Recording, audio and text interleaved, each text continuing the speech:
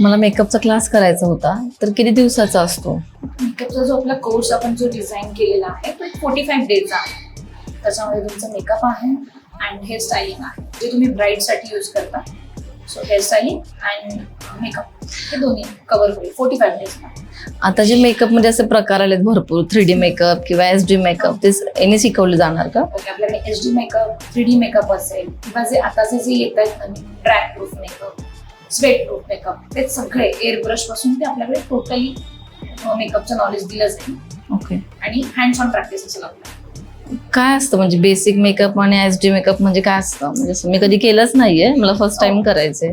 Basic आणि HD मध्ये actually सगळा फरक येतो हा प्रोडक्टचा फरक येतो आणि तुम्ही किती प्रॉपर करताय त्याच्यामध्ये तुमचा बेस किती प्रॉपर आहे त्याच्यावर डिपेंड आहेत ऍक्च्युली या गोष्टी. ऍक्च्युली आता मेकअप म्हणजे असं झालेलं आहे की मेकअप आर्टिस्ट म्हणजे देव, पण तसं नाहीये. तुम्ही जर खूप प्रॉब्लेमॅटिक स्किन घेऊन येताय, जर तुम्ही पिंपल्सवाली स्किन घेऊन येताय, तर त्याला आपण जस्ट मेकअपनी कव्हर करू शकतो, पण ते कायमचं जाणार नाही. ऍक्च्युली काय होतं, पिंपल्स आहे तर जर तुम्ही खूप लांबून बघताय तर ते ब्लर दिसणार, पण जर तुम्ही जवळून बघताय तर तो पिंपलचा जो बाउन्स आहे तो दिसणारच.